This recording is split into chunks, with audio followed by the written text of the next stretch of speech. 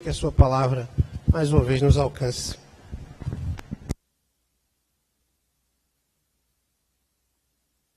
Amém. Boa noite, meus irmãos e irmãs, graças e paz.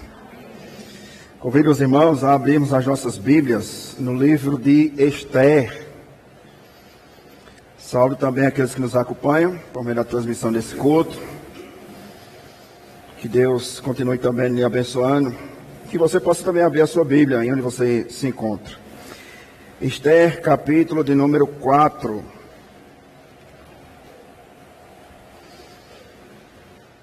Esther fica antes de Jó, que fica antes de Salmos. Então, se você abrir a sua Bíblia no livro dos Salmos, você volta um livro, Jó, e aí você volta mais um livro, Esther. Nós vamos seguir a nossa sequência de pregações. Para aqueles que nos visitam, nós temos o costume aqui em nossa igreja de pregar a Bíblia expositivamente, livro por livro, capítulo por capítulo e versículo por versículo, para a nossa melhor compreensão das Escrituras Sagradas. E hoje, quarta pregação, nós chegamos no capítulo 4. Nós vamos ver todo ele, todo o capítulo de número 4, versículo 1 ao versículo de número 17. Todos encontraram? Amém. Diz assim, meus irmãos, a palavra do Senhor. Quando soube Mordecai tudo quanto se havia passado, rasgou as suas vestes e se cobriu de pano de saco e de cinza, e saindo pela cidade, clamou com um grande e amargo clamor. E chegou até a porta do rei, porque ninguém vestido de pano de saco podia entrar pelas portas do rei. Em todas as províncias aonde chegava a palavra do rei e a sua lei, havia entre os judeus grande luto, com jejum e choro e lamentação. E muitos dos que se deitavam em pano de saco e cinza. Versículo 4. Então vieram as servas de Esther e os eunucos e fizeram-na saber o que havia a rainha, e muito se doeu. E mandou roupas para vestir a Mordecai, e tirou-lhe para tirar-lhe o pano de saco, porém eles não as aceitou. Então Esther chamou Ataque, um dos eunucos do rei, que este lhe dera para servir, e lhe ordenou que fosse a Mordecai, para saber que era aquilo e o seu motivo. Saiu, pois, Ataque à praça da cidade, para encontrar-se com Mordecai à porta do rei. Mordecai lhe fez saber tudo quanto lhe tinha sucedido, como também a quantia certa da prata que Amã prometera pagar aos tesouros do rei, pelo aniquilamento dos judeus. Também lhe deu o translado do decreto escrito que se publicara em Suzã para o destruir, para que o matasse, ou mostrasse, a Esther e a fizesse saber, a fim de que fosse ter com o rei e lhe pedisse misericórdia, e na sua presença que suplicasse pelo povo dela. Tomou, pois, Ataque e fez saber a Esther as palavras de Mordecai. Então respondeu Esther a Ataque e mandou dizer a Mordecai, versículo 11, todos os servos do rei e o povo das províncias do rei sabe que para qualquer homem ou mulher que sem ser chamado entrar no pátio interior para avisar-se com o rei, não há senão uma sentença, a de morte, salvo se o rei para ele o cetro de ouro estender, para que viva. E eu, nesses 30 dias, não fui chamada para entrar ao rei. Fizeram saber a Mordecai as suas palavras de Esther. Então lhes disse Mordecai que respondessem a Esther: não imagines que, por estares na casa do rei, só tu escaparás entre todos os judeus. Porque se de todo o povo te calares agora, de outra parte se levantará os judeus socorro e livramento, mas tu e a casa de teu pai perecereis. E quem sabe se para conjuntura como esta é que foste levada a rainha. Então disse Esther, que respondessem a Mordecai: vai, ajunta todo o povo judaico, ou todo o povo judeu, que se acharem em Susã, e jejuai por mim, e não comais, nem bebais, por 3 dias, nem de noite, nem de dia. E eu e as minhas servas também jejuaremos. Depois irei ter com o rei, ainda que é contra a lei. Se perecer, perecer. Então se foi Mordecai, e tudo fez segundo Esther lhe havia ordenado. Vamos orar, irmãos, mais uma vez. Peço por gentileza que você possa fechar os seus olhos, curvar a sua cabeça por um instante. Temos uma palavra de oração.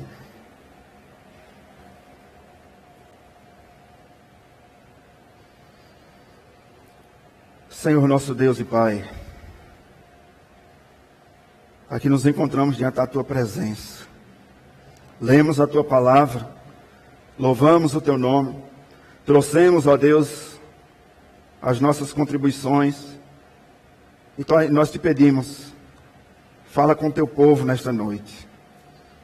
Fala conosco, desperta-nos nesta noite, para a maior de todas as realidades que nós estamos enfrentando nos nossos dias, em nossas vidas.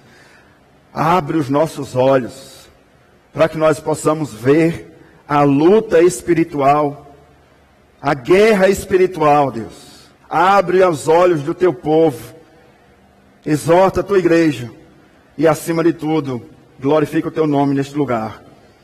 É isso que nós te pedimos, e por tudo mais te agradecemos. Em nome de Jesus. Amém. A oração não é poderosa. Poderoso é o Deus que ouve as nossas orações. Deixe-me repetir. A oração não é poderosa. Poderoso é o Deus que ouve as nossas orações. Em nossa sociedade, meus irmãos, nós temos sido enganados. E muitos têm enfatizado a seguinte frase: a oração de fulano é poderosa. Pense no homem ungido. Pense numa mulher de Deus. A oração de fulano tem poder. Nós percebemos, meus irmãos, que não dá base bíblica para essa afirmação. Nós não encontramos em nenhum versículo das Sagradas Escrituras afirmando o fato de que as nossas orações por si mesmas, ou por si próprias, têm poder. Pelo contrário, poderoso, é o Deus que ouve as nossas orações. E é sobre a oração que eu vou tratar nessa noite. Capítulo 4 vai falar justamente sobre a oração. E o tema da minha exposição nessa noite é o seguinte: orando nas dificuldades. Quero crer eu que nenhum dos irmãos passa por dificuldade, né? Está todo mundo bem, graças a Deus. O diabo, irmãos, tem usado de um dos seus truques nos nossos dias para nos manter ocupados, para não encontrar tempo ou não dizer que não temos tempo para orar. O diabo tem utilizado as suas artimanhas. Presta atenção aqui, por gentileza. O diabo tem se utilizado de seus truques, de suas ferramentas, de suas artimanhas, para nos manter o mais tempo possível ocupado, para que nós não possamos encontrar tempo para orar. Na verdade, a nossa geração está ocupada demais para se ocupar com Deus. O melhor método que nós temos para enfrentar a oposição é a oração. E eu digo mais, irmãos e irmãs, a oração é a arma mais poderosa que o crente tem em suas mãos. Na verdade, ele não tem a oração em suas mãos. A arma mais poderosa do crente é a oração, e ele tem essa arma em seus joelhos. Um crente que ora é um crente poderoso em Deus. Um crente que ora é um crente que tem paz, que tem comunhão, que tem intimidade, não com homens, mas que tem intimidade com Deus. E é justamente, meus irmãos, neste fato de que nós temos a arma mais poderosa do universo, a oração, que nós devemos, como igreja, como povo de Deus, buscar ao Senhor em oração. Os governos desse mundo podem fazer as suas ameaças. Os governantes dessa terra podem tentar nos intimidar, podem nos proibir, podem tentar calar a voz da igreja. Entretanto, a autoridade dos governos desse tempo, deste mundo, estão submissas e sujeitas à autoridade do nosso Deus. Nada acontece conosco que não seja permissão de Deus. O diabo não pode tocar em sua vida. O diabo não pode tocar em sua família sem que antes Deus não permita. E nós vemos isso, por exemplo, na história de Jó. O diabo só tocou na vida e na família de Jó porque o próprio Deus permitiu. Entretanto, meus irmãos, precisamos entender um ponto nesta noite. É de que os decretos dos homens não podem passar por cima dos decretos de Deus. Mesmo que esses decretos seja em relação ao extermínio do povo de Deus, eles não podem passar por cima dos decretos de Deus. Hoje, nós iremos observar um povo, mas não é qualquer povo. Hoje nós iremos observar a igreja de Deus. Hoje nós iremos ver nesse capítulo 4, que quando o povo de Deus se reúne para orar, as coisas tendem a melhorar. Hoje nós vamos tratar sobre oração. Vamos tratar sobre tomar decisões difíceis em momentos escassos. Talvez nessa noite você entrou aqui a ponto de tomar uma decisão. Calme, não tome agora. Deixa eu expor o texto. Há lições maravilhosas para as nossas vidas. Para a vida do povo de Deus. Eu gostaria de convidá-lo a novamente ler comigo o versículo de número 1 até o versículo de número 4. E aí, após a leitura, permaneça com sua Bíblia aberta. Nós vamos recapitular o que nós vimos na semana passada para compreender o que o capítulo 4 nos diz. O capítulo 4, no versículo 1, começa dizendo o seguinte: quando soube Mordecai tudo quanto se havia passado. A pergunta é, o que se havia passado? Quem, afinal de contas, é Mordecai? Se você está nos visitando, essas são as perguntas. Eu estou caindo de paraquedas, pastor, aqui hoje. Estou visitando a igreja hoje, não sei nem quem é Mordecai, que nome estranho. Nem sei o que havia se passado. Eu vou lhe contextualizar, para que você possa entender. Na última exposição, nós vimos como os inimigos de Deus sempre se levantaram, estão se levantando e sempre irão se levantar até a volta de Cristo para tentar destruir o povo de Deus. O projeto máximo do inimigo é tentar destruir a sua vida.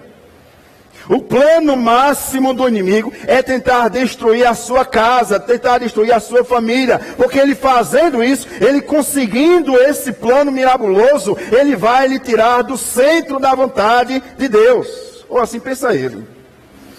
Vimos como pela desobediência de um só homem, o rei Saul, que desobedeceu a ordem de Deus, nós percebemos as consequências que foi justamente a descendência do rei Agag, cujo descendente se chama Amã. Para você que não conhece Amã, Amã foi conselheiro do rei Assuero, amigo íntimo do rei e inimigo do povo de Deus.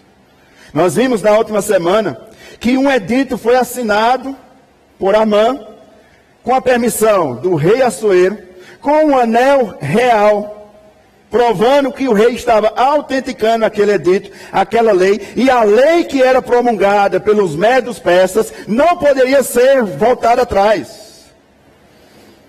E nós vimos que esse edito percorreu 127 províncias com uma ordem, e a ordem era essa: no dia 13 do 12º mês, que é o mês de Adar, aniquilem e lhes saqueiem os bens de todo o povo judeu. Essa era a ordem do rei. E eu gostaria que você voltasse os seus olhos no capítulo 3, versículo de número 15. Olha o que diz o texto. Os correios, pois impelidos pela ordem do rei, capítulo 3, versículo 15 de Esther, partiram incontinente, ou seja, de forma rápida. E a lei, essa que eu acabei de afirmar aos irmãos, se proclamou na cidade de Suzã. O rei e Amã se assentaram a beber, mas a cidade de Suzã estava perplexa. Essa é a atitude de um rei déspota, de um rei egoísta, de um rei que só pensa em seus próprios desejos, no seu próprio prazer. O edito é espalhado, 127 províncias. Os correios trabalharam dobrado aqui nesse dia. Tiveram que entregar em todas as províncias essas cartas, esse edito. E era certo, irmãos. No dia 13, todo judeu seria morto e os seus bens poderiam ser saqueados. E não havia nenhuma consequência para os assassinos. Pelo contrário, vocês podem matar os judeus e podem ficar com os bens deles. O governo estava apoiando a matança. E aqui nós temos no capítulo 4, versículo 1, pelo menos 3 atitudes que nos traz uma lição importante para as nossas vidas. Perceba comigo as 3 atitudes ou reações quando Mordecai recebe a carta dos correios. Capítulo 4, versículo de número 1. Quando soube Mordecai tudo quanto se havia passado, isso que eu acabei de trazer aos irmãos como pano de fundo, primeira atitude de Mordecai, rasgou as suas vestes. Segunda atitude de Mordecai, se cobriu de pano de saco e cinzas. Terceira atitude de Mordecai, e saiu pela cidade, clamou com grande e amargo clamor. Aqui nós temos as 3 atitudes de Mordecai. E é interessante, meus irmãos, o fato de que não é por sermos crentes que nós estamos dentro de uma bolha e essa bolha vai nos proteger das lutas e tribulações. Não era o fato de que Mordecai, mesmo sendo ou fazendo parte do povo de Deus, lhe protegeu das dificuldades, das lutas, do edito. Pelo contrário, o edito era exclusivo, matem todo o povo de Deus. A questão, meus irmãos, não é a tribulação em si. A questão aqui não era o edital em si. A questão é como nós enfrentamos a tribulação. Porque tribulação até o ímpio enfrenta. Mas a diferença está em como enfrentar, quais as nossas reações ou quais as nossas atitudes diante das tribulações que nós enfrentamos. A atitude de Mordecai foi rasgar as vestes. E esse ato de rasgar as vestes traz a ideia de alguém que se humilhou diante do Senhor. Não somente isso, mas ele colocou vestes de luto e lançou terra, cinza sobre a sua cabeça, demonstrando a todos à sua volta que Mordecai estava se humilhando perante a potente mão de Deus. É intrigante, meus irmãos, o fato de que em nossa geração, quando nós enfrentamos a tribulação, muitas das vezes nós somos tendenciosos a buscar a ajuda de homens. E Mordecai nos ensina aqui a buscar socorro de Deus. A humilhar, não diante dos homens, mas diante da potente mão de Deus. A questão não é o passar lutas e tribulações. É como nós enfrentamos as lutas e as tribulações. Emílio Garofalo Neto, ele diz o seguinte: quando crises se fazem presentes, nós precisamos decidir o que fazer, mesmo quando nosso coração está abalado. Perceba, irmãos. chegou a notícia a Mordecai. E surge uma pergunta para a nossa reflexão, nossa primeira reflexão nessa noite. Como nós agimos diante das dificuldades que nós enfrentamos? Como nós agimos diante do dia mau que chega em nossa vida?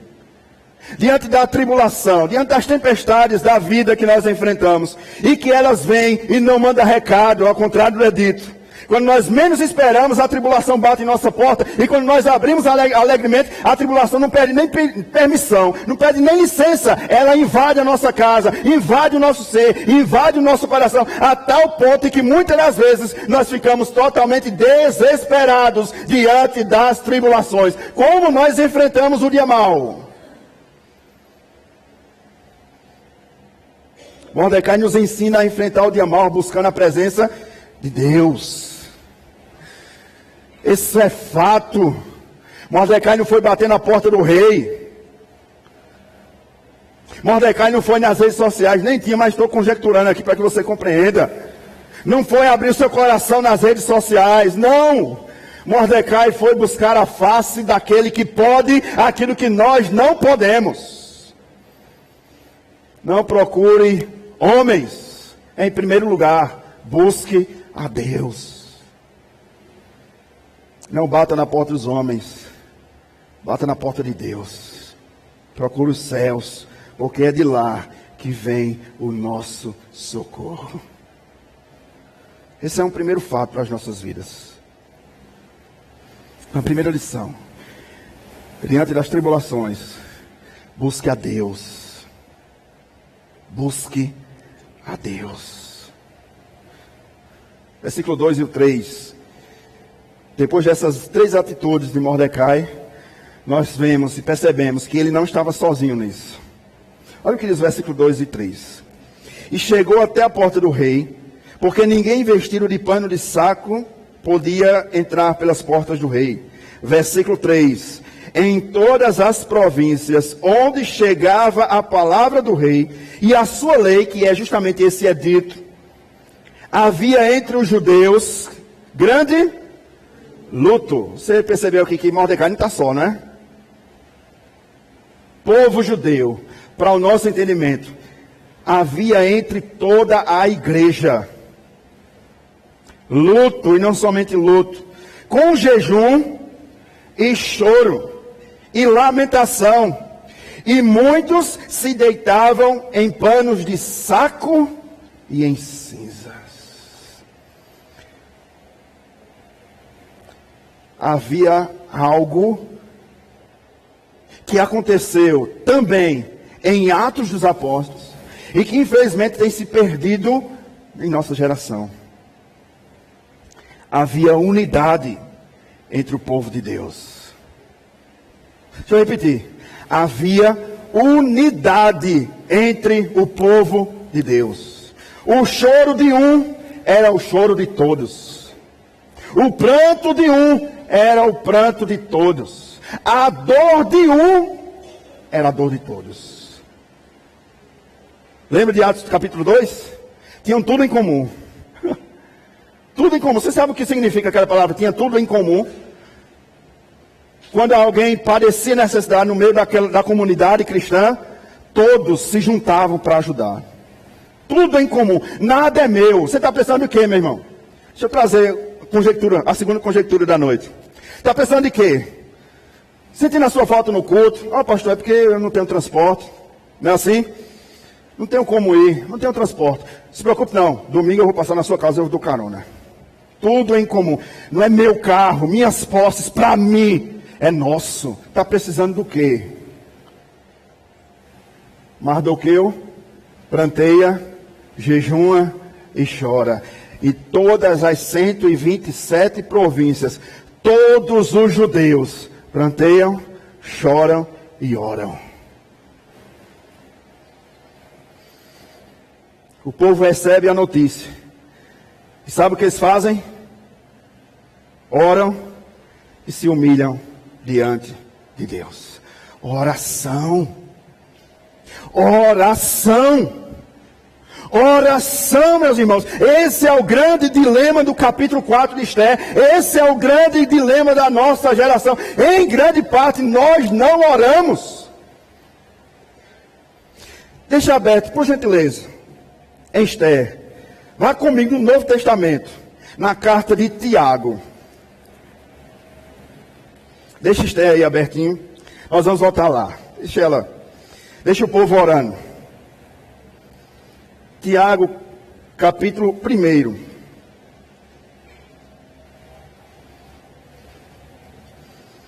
Versículo 5 e o versículo 8. Até o versículo 8.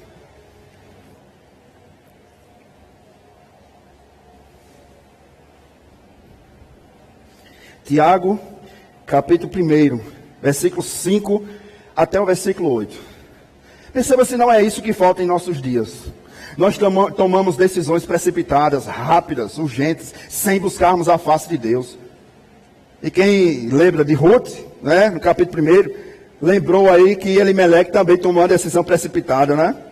Mas veja comigo o que Tiago diz. Tiago, capítulo 1, versículo 5 até o versículo de número 8. Olha o que Tiago diz. Se, porém, algum de vós necessita de... Muitas das vezes nós precisamos de sabedoria para falar, sabedoria para decidir, sabedoria para tomar certas decisões. Aí Tiago diz o seguinte: se algum de vós necessita de sabedoria, faça o quê?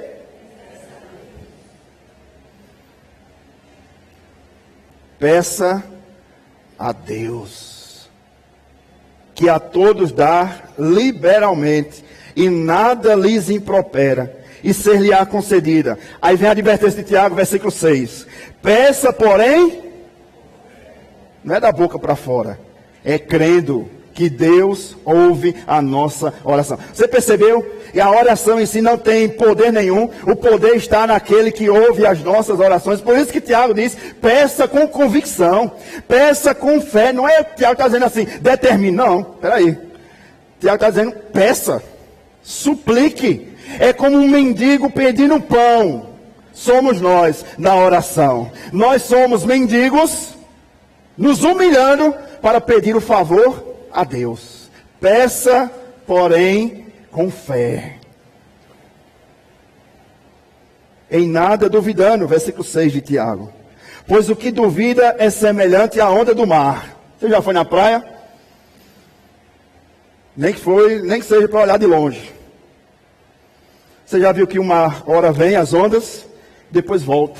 E assim o dia todo. Tiago faz essa comparação. Aqueles que pedem sem fé, aqueles que pedem duvidando, é como as ondas do mar. Ora vem, ora crê, ora diz, Senhor, entrega nas tuas mãos, ora recua. Não, Senhor, quer saber uma coisa? Me dê, eu resolvo. Não, irmãos. Tiago está dizendo, peça, porém, com fé, em nada duvidando. Pois o que duvida é semelhante à onda do mar, impelida e agitada pelo vento. Versículo 7 de Tiago 1. Não suponha esse homem que alcançará do Senhor alguma coisa. Olha as características de alguém que duvida, que ora sem fé. Homem de ânimo dobre. Pastor, o que significa homem de ânimo dobre? É aquele tipo de pessoa que tem dois temperamentos. Sabe aquela pessoa que ora, fala com você tranquilamente e do nada começa a falar de maneira áspera? É uma pessoa dobre. Homem de ânimo dobre. Inconstante em todos os seus caminhos. Você conhece alguém inconstante? É aquela pessoa que no momento quer. Ó, pastor, conte comigo. Estou aqui para o que der e vier. Irmãos, conte comigo, vamos orar. Estou aqui toda terça-feira, estou aqui toda quarta-feira à tarde. Vamos orar, vamos orar. Mas ele começa a faltar uma terça, aí começa a faltar uma quarta. Aí depois vem, ó irmãos, se eu faltei, mas conte comigo. Aí depois começa a faltar outra terça, outra quarta. Ó, voltei, estou de volta, vamos lá, vamos junto. Aí começa a faltar novamente. Isso é um tipo de pessoa inconstante. Ora, pau para toda a obra. Ora, começa a dar desculpas. Não pensem que um homem assim receberá alguma coisa de Deus. Não pense. Os irmãos estão entendendo? Falta sabedoria? Peça a Deus. Não coloque nas redes sociais, não. É feio. Isso não é papel de crente, não. Vá buscar a Deus em oração. É isso que Tiago diz. Abra comigo, volte sua Bíblia no Evangelho de Mateus, capítulo de número 7. Por gentileza, deixe Esther aberta aí. Nós vamos voltar lá. Mas abra por gentileza. Nós vimos Tiago, capítulo 1. Abra comigo em Mateus, capítulo de número 7. Evangelho escrito por Mateus, capítulo 7, versículo 7 e o versículo 8.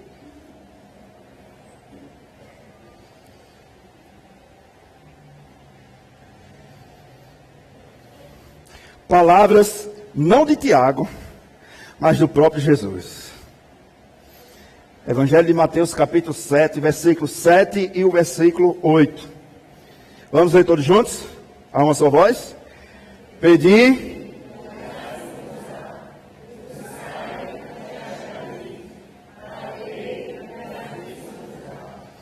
pois todo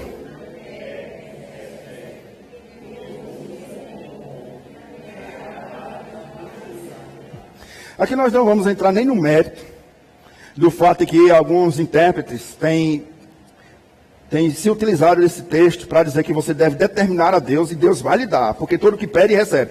Não é esse o ponto. O que Jesus está dizendo é que nós devemos pedir, é que nós devemos orar, é que nós devemos buscar. Esse é o ponto principal dessa passagem, assim como também era o ponto principal da passagem que lemos em Tiago. Nós devemos buscar, irmãos, a presença de Deus em oração. Essa é a arma mais poderosa do crente, a oração. É por isso, meus irmãos, eu queria que você voltasse para Esther. É por isso que quando a tribulação chegar, quando a dificuldade bater a nossa porta, quando o dia mau chegar, quando a notícia ruim chegar aos seus ouvidos, ore. Ore. Essa é a primeira lição que nós temos. Diante das dificuldades, ore. Mas perceba comigo o contraste das atitudes. Volte para Esther, por gentileza. Capítulo 4. Versículo 5 até o versículo 9. Nós vimos a atitude de Mordecai, que diante do edito real de Assuero, rasgou as suas vestes, se humilhou diante da presença do Senhor. Mas veja comigo do versículo 5 até o versículo 9. Perceba os contrastes de atitudes. Agora você vai ver Esther. Olha o que diz o texto. Versículo 5 ao 9. Então Esther chamou Ataque, um dos eunucos do rei, que este lhe dera para servir, e lhe ordenou que fosse para Mordecai. Para o que, irmãos? Saber o que era aquilo e o seu. Você percebeu? Deixa eu explicar a você. O edito do Assuero percorreu 127 províncias. E você percebe na leitura que a única pessoa em 127 províncias que não sabe de nada é Esther. Ela manda um de seus servos, um dos seus eunucos, para procurar Mardoqueu, para saber qual é o motivo da humilhação de Mardoqueu. Isso é um fato, meus irmãos, intrigante, porque Esther estava alienada diante da situação que estava acontecendo. Os judeus, fora do palácio, estavam aos prantos por causa do edito, mas Esther, dentro do palácio, não estava sabendo do edito que o próprio marido assinou.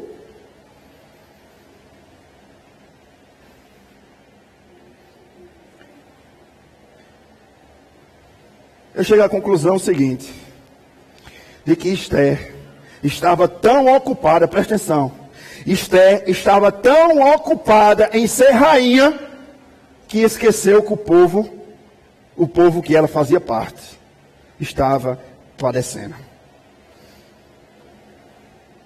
Ela se preocupou tanto em ser a rainha da Pérsia, que não se ocupou com a situação do povo de Deus.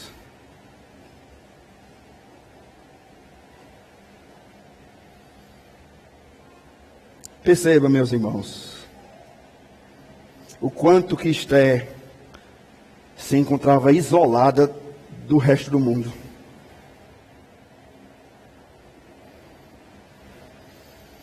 Todos estavam sabendo, menos Esther.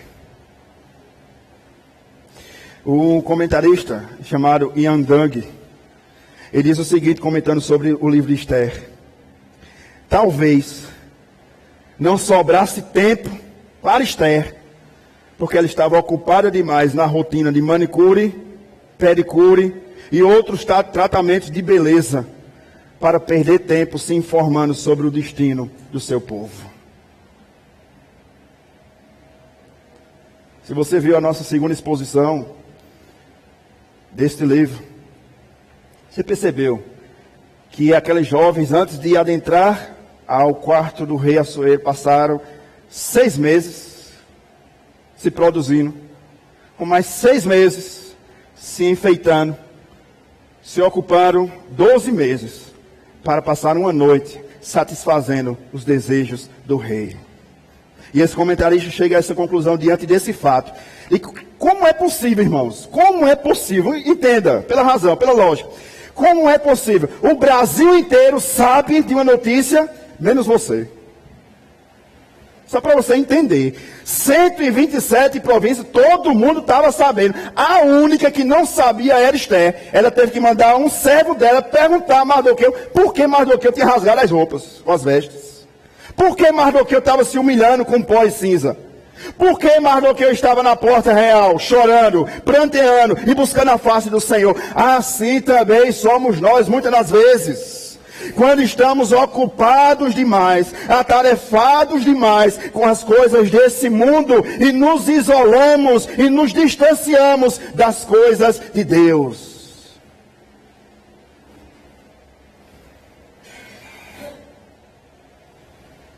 Assim somos nós quando nós priorizamos os nossos interesses e quando nós vamos perdendo aos poucos os interesses pelo caminho do Senhor, pelo povo de Deus.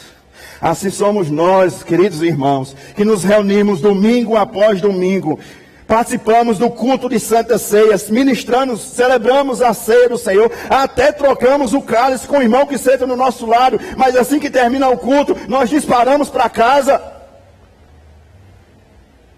Assim somos nós, como quando estamos no culto como esse, sentamos ao lado de pessoas que ao final do culto nós nem abraçamos, nem saudamos, nem perguntamos, e aí meu irmão, como está?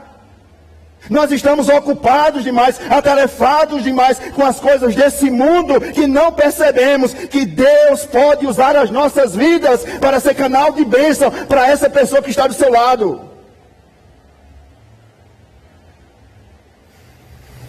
Esther estava ocupada demais com o palácio e não percebeu que o povo de Deus, povo dela, estava prestes a morrer.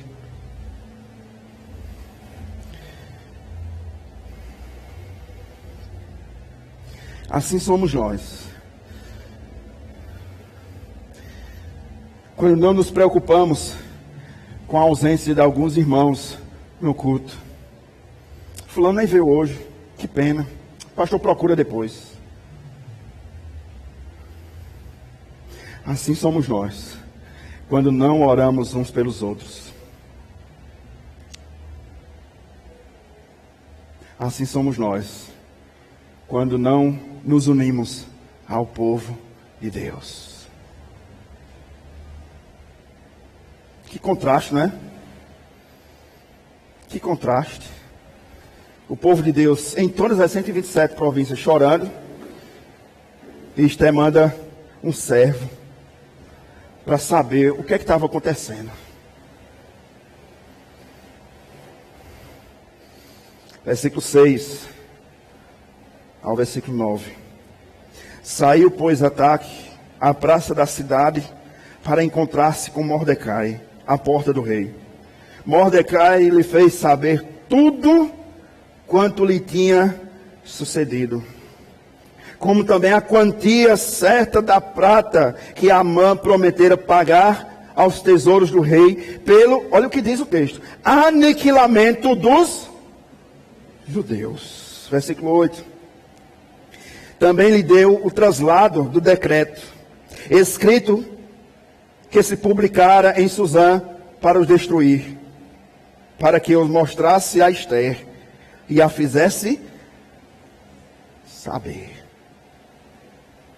a fim de que fosse ter com o rei e lhe pedisse misericórdia, e na sua presença lhe suplicasse pelo povo dela.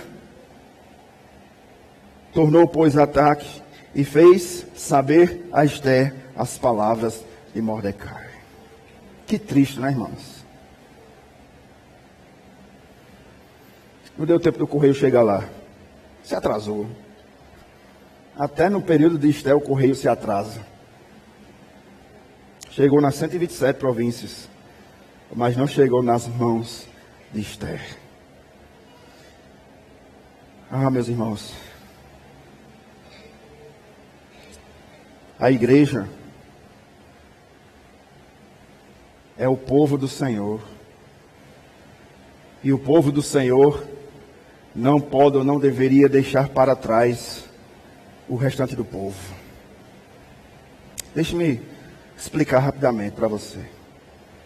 Nós somos o exército do Senhor. Talvez você não entendeu isso. Nós estamos em guerra, irmãos. Não é tempo de brincar. Estamos em guerra. Deus nos levantou como soldados dele, como exército. E a igreja, alguém disse isso certa vez, a igreja é o único exército que deixa os soldados feridos para trás. Não deveria ser assim. Inclusive há uma música muito antiga, do tempo do presbítero Cícero, ele que gosta dessa música antiga, Soldado Ferido. Né, Cícero? Não sei se você já ouviu. Soldado ferido. Nós deveríamos ser o exército que ajuda os soldados feridos no campo de batalha.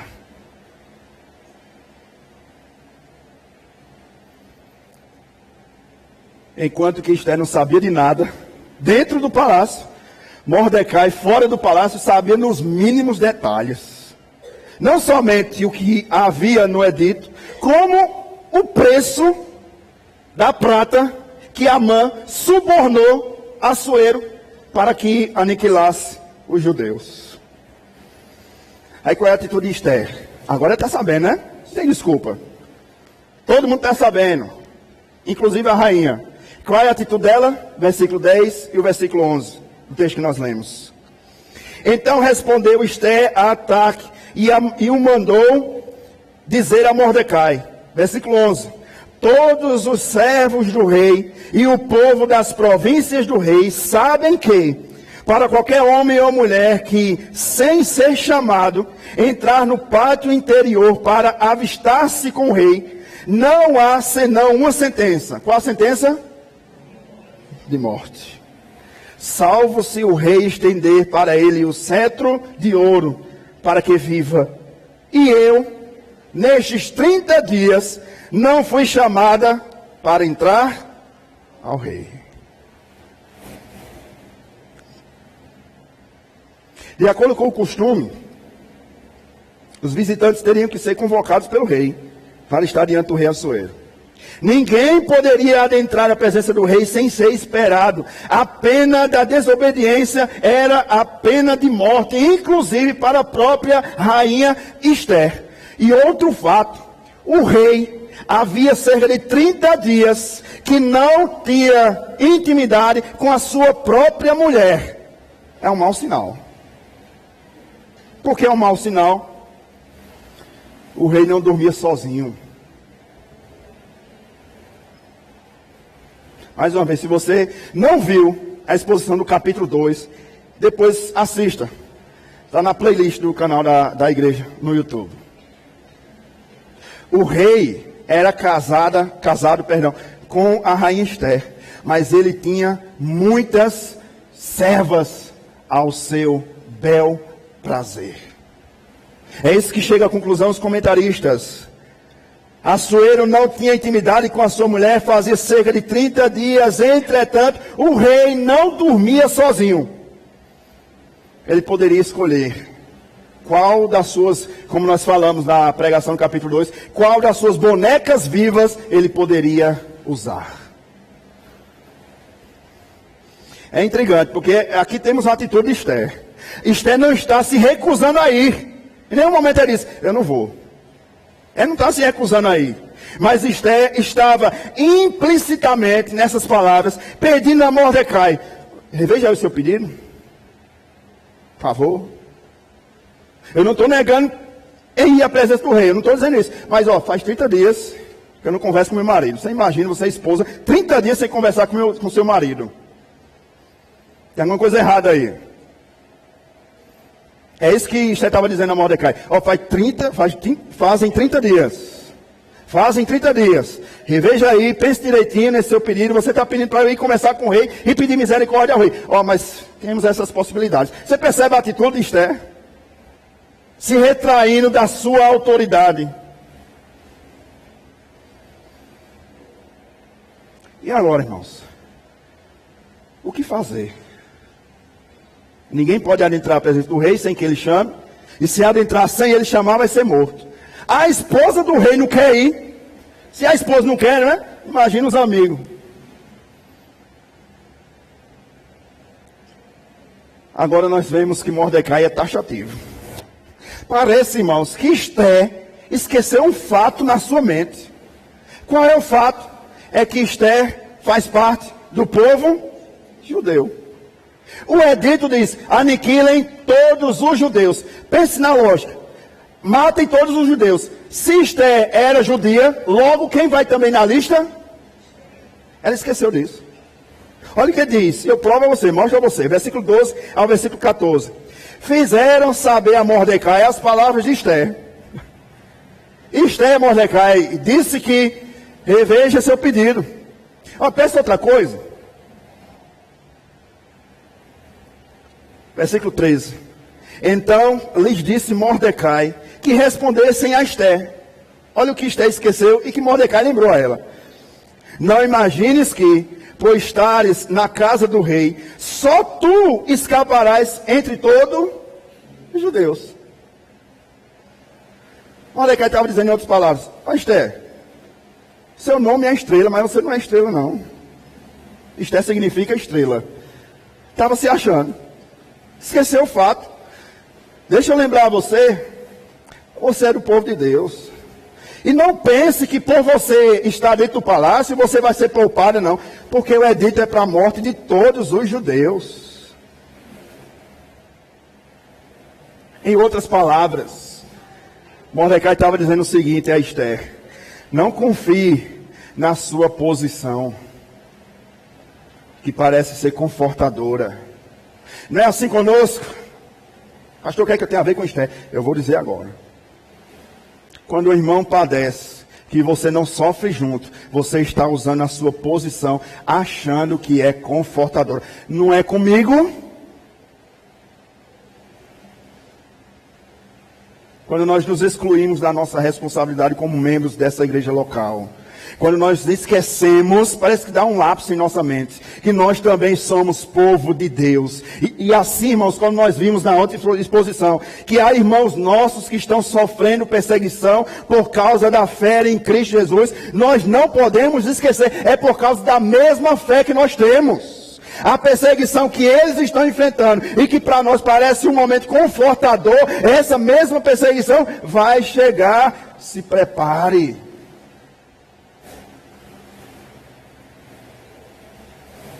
Se prepare.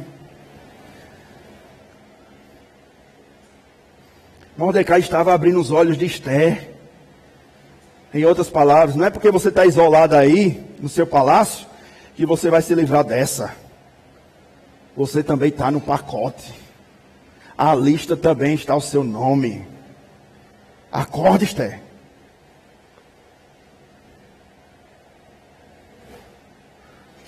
Versículo 14. Porque se todos se calarem agora, se de todo te calares agora, de outra parte se levantará para os judeus socorro e livramento. Mas tu, olha o que diz, você, Esther, e a casa do seu pai, Esther, perecereis. Lembre, Esther, você também vai morrer. Aí no finalzinho do versículo 14, nós percebemos a teologia de Mordecai. Ele compreendia bastante, ele entendia, é notório isso. Mordecai conhecia muito bem quem era o seu Deus. Por que eu posso afirmar isso? Versículo 14, o finalzinho. E quem sabe se, para conjuntura como esta, ou seja, você está aí por causa desse momento, é que fostes elevada a rainha. Deixa eu explicar a você rapidamente. Mordecai está dizendo o seguinte: eu sei quem é o Deus soberano, e nada acontece por acaso. Deus já sabia desse edito, e eu tenho certeza que a soberania de Deus levou você, Esther, a ser rainha.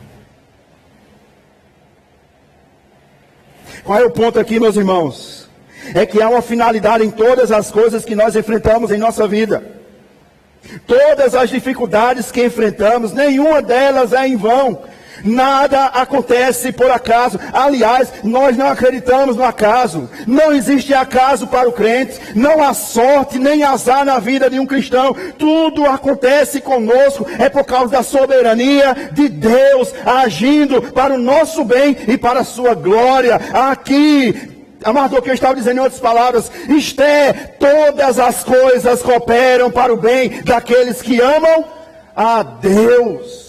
Parece que agora está caindo a ficha, porque ela foi escolhida no capítulo 2. Dentre tantas jovens belas, como nós vimos as características, tantas jovens bonitas, apenas Esther agradou ao coração do rei. Agora parece que Mordecai está abrindo os olhos dela. Esther, você agradou ao coração do rei, não foi por causa da sua beleza, foi da soberania de Deus. Quando nós pensamos, irmãos e irmãs, que tudo está terminado, que tudo está acabado, Deus envia a sua graça, a sua providência, que opera em nós, através das nossas tribulações. Nada, guarde isso, nada acontece conosco em vão. Nada. Está passando por tribulação, meu irmão? É permissão de Deus para talvez tratar o seu coração, para o seu bem e para a glória dele. Por isso, pare de reclamar. Hoje você não entende, hoje você não compreende. Pare de reclamar, saiu do seu controle, mas está no controle do seu Deus. Saiu do controle daquele todo judeu, mas está no controle do Deus que é soberano, para fazer infinitamente mais de tudo aquilo que nós pedimos ou imaginamos. Pare de reclamar. Pastor, não entendo, não tem como compreender, não cabe na minha mente. Há momentos em nossas vidas que nós não somos chamados para compreender. Há momentos em nossas vidas que nós somos chamados para obedecer. Talvez hoje você não entenda. Jesus disse isso lavando os pés dos apóstolos. Hoje vocês não entendem o que eu faço, mas vocês vão compreender um dia.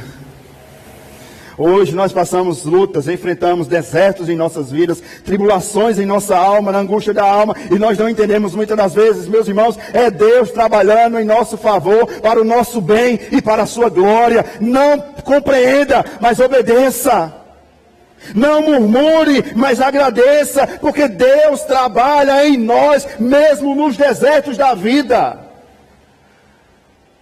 É isso que Mardoqueu entendeu. Talvez, Esther, Deus colocou você aí justamente por causa disso.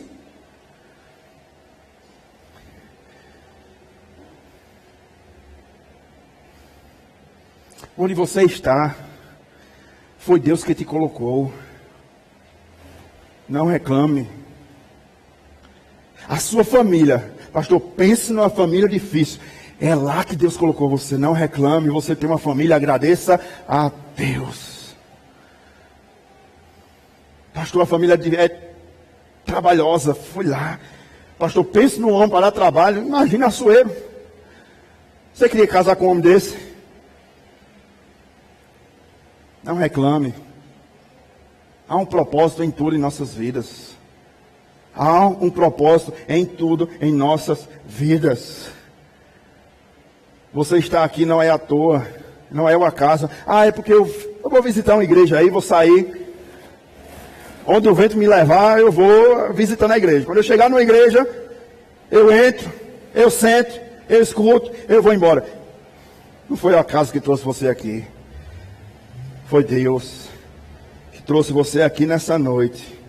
Foi Deus que nos trouxe nesse lugar para que nós possamos descansar na soberania de Deus. Ele sabe o que faz. Ele sabe o que faz.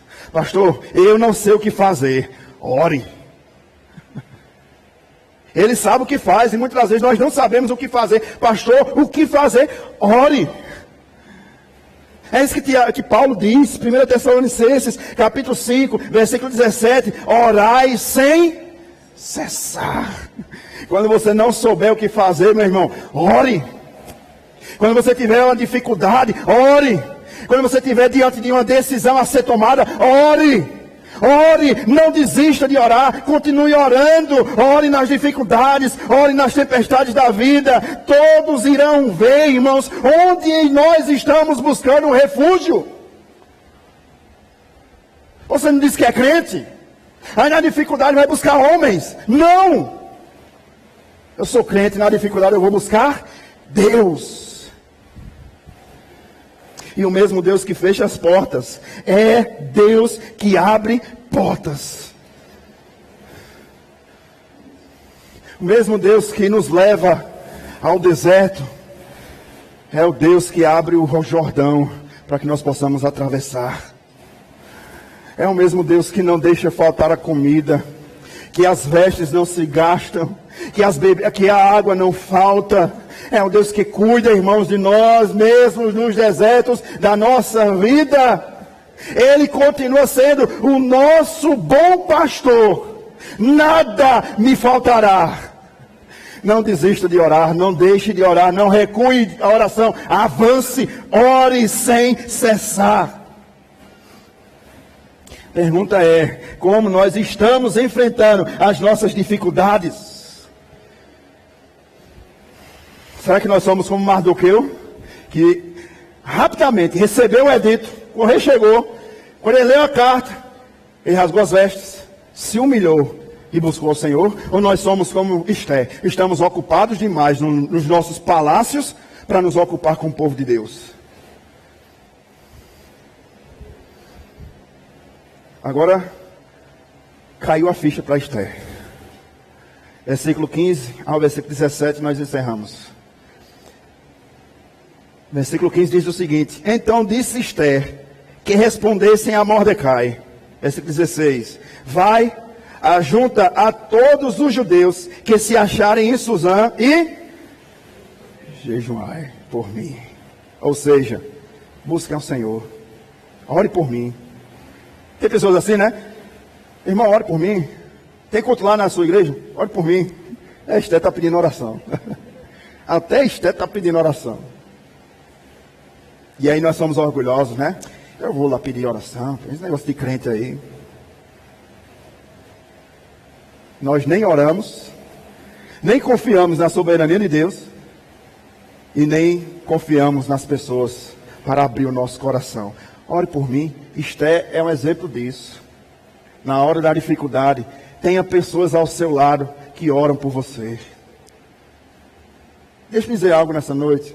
Há pessoas que têm orado por você nas madrugadas e você nem sonha. Você está dormindo e Deus está levantando pessoas para orar por você, por sua casa, por sua família.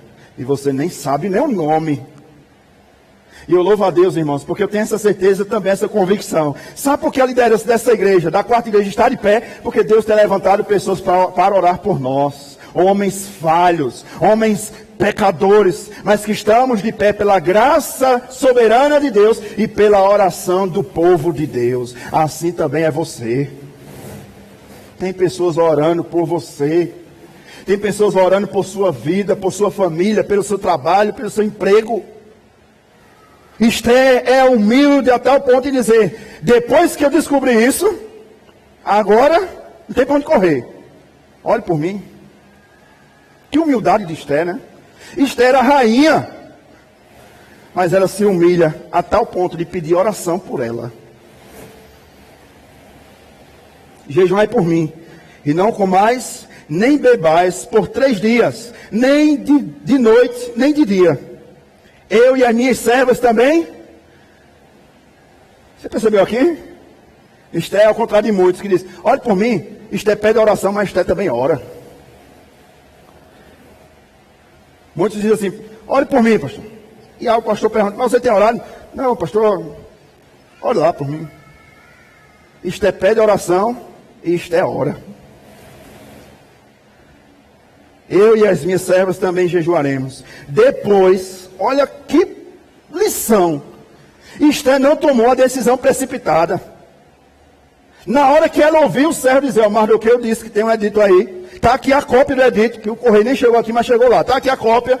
Está aqui o preço da prata.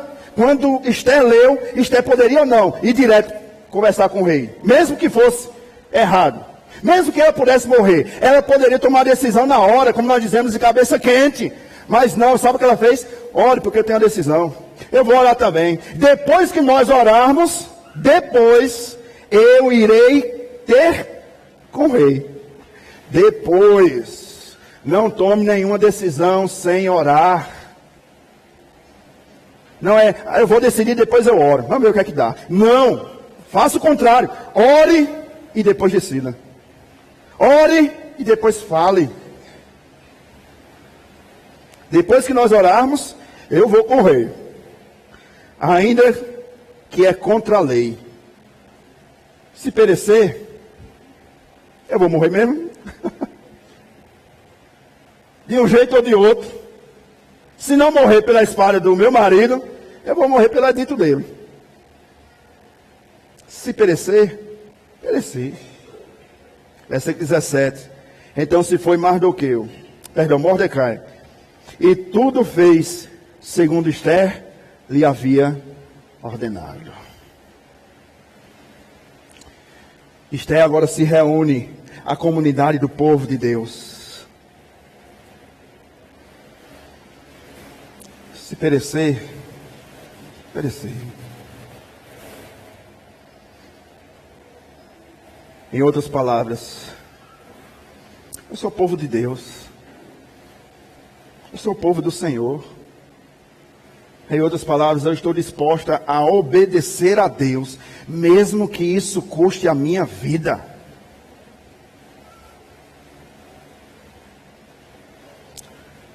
E ao olharmos um capítulo como esse, meus irmãos e irmãs, nós aprendemos que precisamos estar juntos na dificuldade.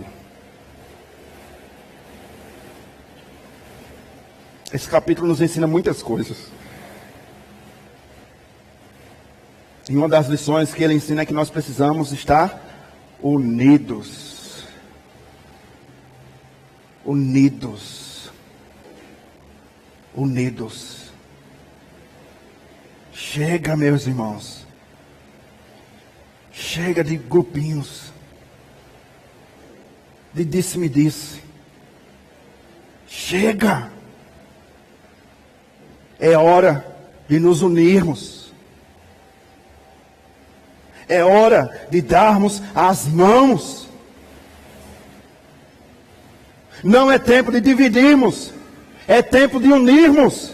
É essa lição que o capítulo 4 nos ensina. Nós precisamos estar engajados no povo de Deus. Nós precisamos estar unidos. A dor do irmão deve ser a minha dor. O choro da irmã deve ser as minhas lágrimas, o meu choro. Deus trouxe-nos aqui nessa noite para nos relembrarmos, nós somos um corpo.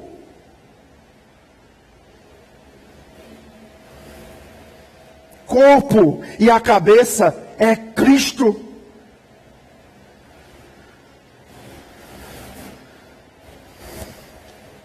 Nós precisamos nos colocar no lugar do outro. É isso que o capítulo 4 nos ensina. Ore por mim, diz Esther. E eu vou orar também. Nós vamos orar juntos. Está sofrendo, irmã? Vamos sofrer juntos. É isso, é igreja. Povo de Deus. E Deus precisa, meus irmãos, nos despertar para isso. Nós precisamos estar cada vez mais unidos para que o diabo não adentre em nosso meio e destrua essa comunhão.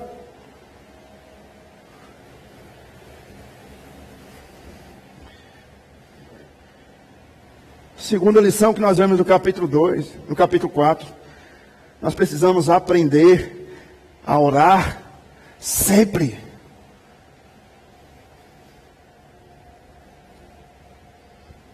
Terceira lição nós aprendemos. Precisamos confiar na soberania de Deus. Somos um povo. Deixe-me repetir. Somos um povo. É isso que nos diferencia do mundo. O mundo é egoísta. Na tribulação, nas dificuldades, cada um pensa em si próprio. É cada um por si. Aqui não. Aqui não. Parece que nós precisamos de um despertamento, irmãos. Somos um só povo. Vamos morar num só céu. Temos um só Cristo. Fomos batizados em um só batismo. Possuímos uma só fé. É isso que Paulo diz escrevendo a carta aos Efésios. Somos um povo. É isso que Esther capítulo 4 nos ensina. A nos unirmos, a nos abraçarmos, a chorarmos.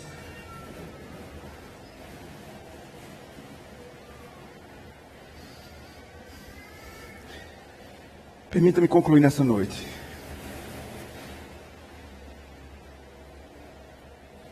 Nós também tínhamos uma sentença de morte contra nós. Você sabia disso?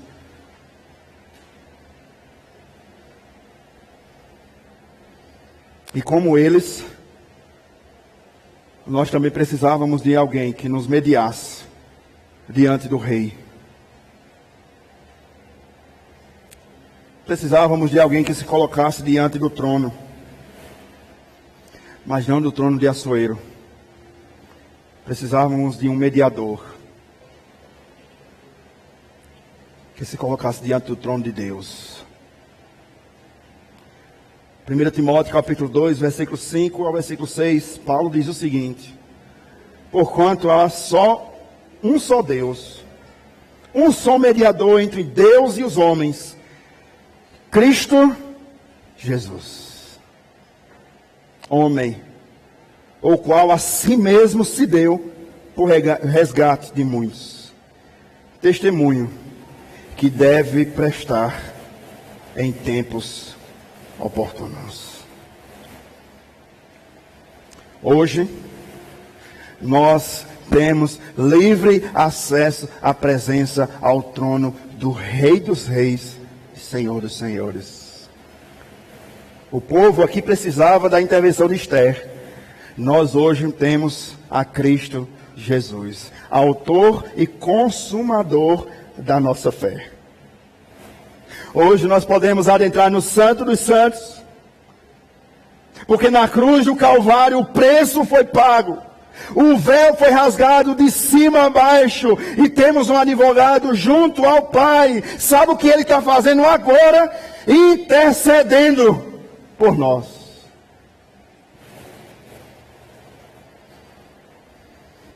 Então o que fazer, irmãos? Ore. Ore. Ore. Encerro nessa noite convidando você a abrir novamente sua Bíblia na carta que Paulo escreveu aos Romanos, capítulo 8.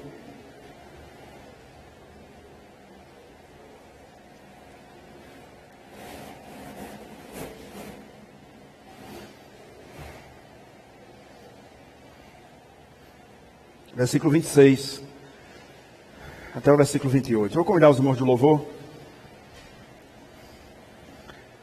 Olha o que diz o texto sagrado. Romanos capítulo 8, versículo 26 até o versículo 28. Também o Espírito semelhantemente nos assiste. Quando? Somos fracos, né? Temos dificuldades. Porque não sabemos orar como convém. Mas o mesmo Espírito faz o quê? Sabe o que está fazendo agora? Intercedendo por nós. Sobremaneira, com gemidos inexprimíveis. E aquele que sonda os corações e sabe qual é a mente do Espírito, porque segundo a vontade de Deus é que ele intercede pelos santos. Perceba, o Espírito Santo não está intercedendo por todo mundo. O Espírito Santo está intercedendo apenas, exclusivamente e somente pelos santos. E não é os santos da Igreja Católica, é você e eu. Aí nós chegamos ao texto que muitas pessoas conhecem, de cor salteado, versículo 28. Vamos ler todos juntos? Sabemos que todas as coisas...